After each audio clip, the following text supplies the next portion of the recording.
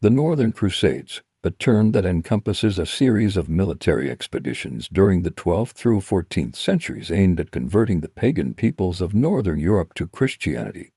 In this episode, we're gonna be talking about Europe's other crusades, its war on pagans, which may have been even more brutal than the ones in the Holy Land. So let's get started. So, what exactly were the Northern Crusades? What was their main purpose, and why are they important? Well, they were a series of military campaigns sanctioned by the Pope that were aimed at the Prussians, Lithuanians, Latgalians, and various Finnic tribes east of the Baltic Sea. Now, it is important to note that when people talk about the Crusades, they usually refer to the ones in the Holy Land, those that took place between the 11th and 13th centuries and aimed at capturing Jerusalem from Muslim rule. But the Northern Crusades were just as important for Europe and its history, although they usually get left out of the story. There were two main reasons behind launching the Northern Crusades. First, the Pope wanted to spread Christianity to all non-Christian tribes in Northern and Eastern Europe and the Baltic region. Second, the Catholic powers of Northern Europe, mostly Denmark, Poland, and Germany, wanted to extend their political and economic influence over the region. And so in 1147, Pope Eugene III launched the First Crusade against the pagan Baltic tribes, calling upon European Christians to wage war against them, promising them the same indulgences that were offered for the Crusades in the Holy Land, and thus began the Northern Crusades. Who were the main participants of the Northern Crusades? Which states and groups played the biggest role in this war? Well, it was primarily fought by three: the Teutonic Knights, a holy order created in 1118 to assist the Christianization of Prussia; the Livonian Order, a similar order focused on the Eastern Baltic; and Danish, Polish, and German nobles who had interests in the region. The Teutonic Order became the biggest player in the Northern Crusades after it conquered Prussia and established the state of the Teutonic Order in 1255, which would later become the base for the state of Prussia. The Livonian Order, meanwhile, took part in the conquest of northern Estonia and the southern part of the region known as Livonia, which was divided between the bishopric of Riga and the Danish crown. The Northern Crusades took place in what is today Latvia, Lithuania, Estonia, Finland, Poland, and parts of Russia. Because of the geographic location of the fighting, most historians refer to them as the Baltic Crusades. So, how did the Crusaders conquer the Baltic region? How did they fight against the pagans, and what was the outcome? Well, in most cases, the pagan tribes were given two options: convert to Christianity or face war. And if they chose to resist, then the Crusaders would attack them, defeating them in battle and subjecting them to heavy tribute demands. If the tribe refused to pay the tribute, then the Crusaders would return with even more soldiers and destroy everything in sight until the tribe agreed to convert. Most native Baltic cultures, languages, and traditions were either suppressed or wiped out, such as the Old Prussian language, which is now dead, or the Old Lithuanian language, which evolved differently from modern Lithuanian. The Northern Crusades were not solely about destroying paganism. The Crusaders themselves were often motivated by economic and political ambitions, and in fact, many of them simply moved into the territories they conquered and ruled over the local populations as lords over their vassals. For example, after conquering Prussia, the Teutonic Order built cities and brought in German settlers to replace the native population. Of course, this didn't happen overnight. Many native Baltic people continued to practice their religion and customs and resisted the changes that were being forced on them.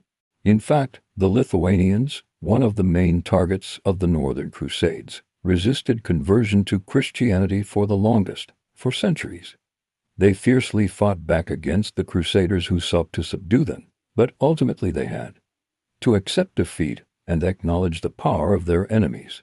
The most notable war of the Northern Crusades was the Battle of the River Nemunas in 1262, where the combined forces of the Teutonic Order and the Kingdom of Poland defeated the joint army of the Grand Duchy of Lithuania and the Rus principalities of Halych and Volhynia. Although they lost the battle, The Lithuanians never fully submitted to the Teutonic Order.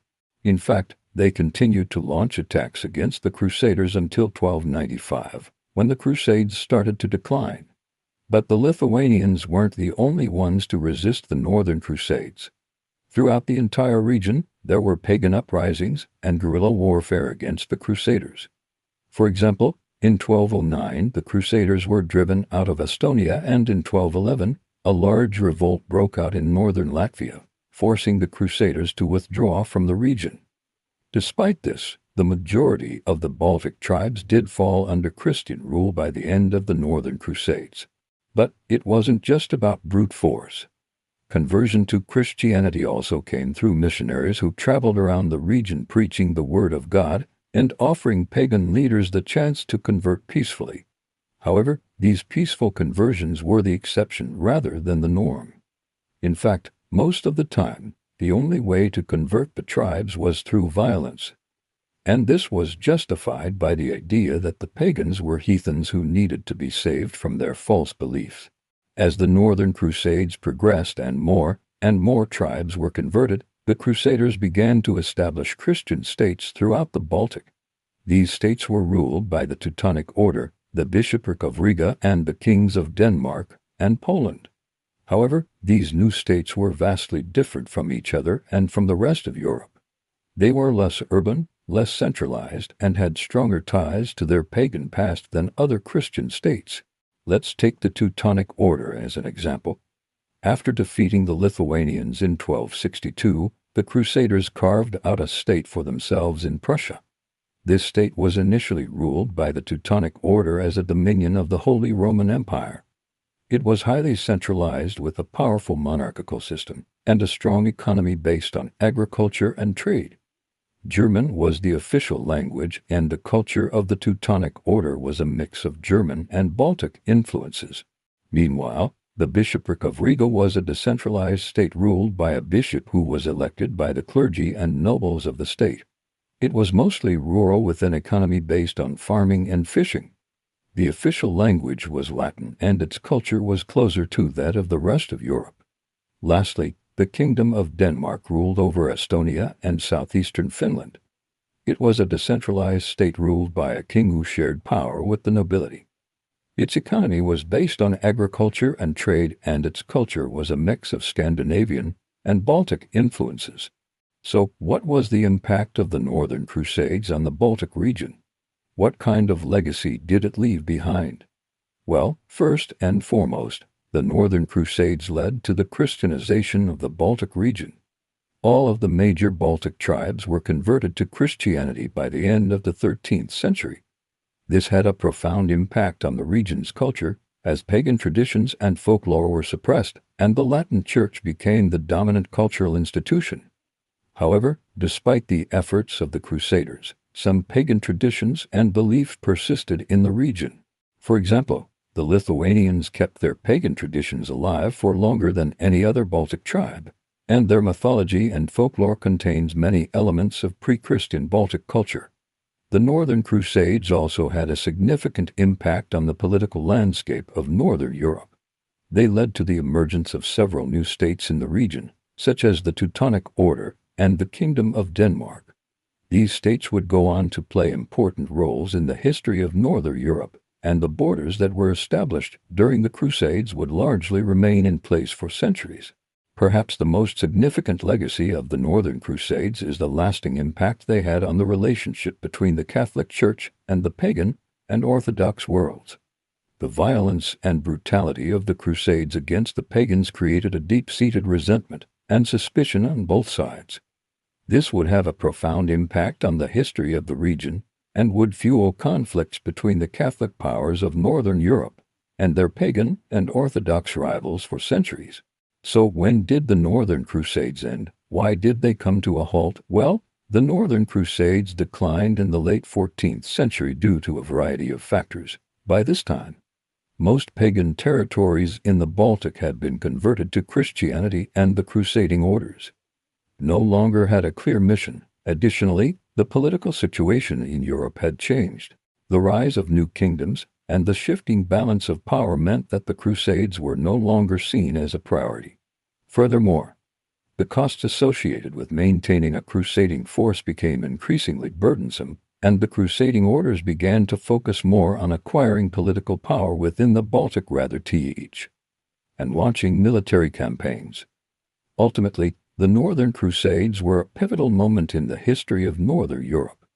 They led to the Christianization of the Baltic region and the establishment of new states and borders that would shape the region for centuries.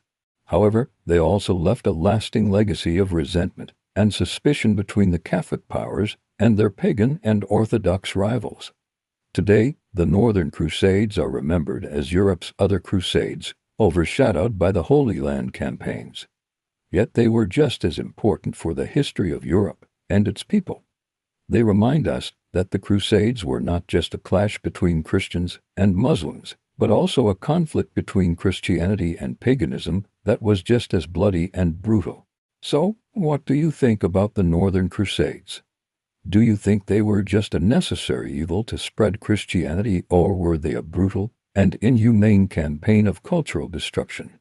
Let me know your thoughts in the comments below. Thank you so much for watching. If you enjoyed this video, please give it a thumbs up and share it with your friends. Subscribe to my channel to learn more about medieval history. And as always, if you want to support my work, consider becoming a member where you'll get access to exclusive content and early access to all my videos. Thanks for watching, and I'll see you next time.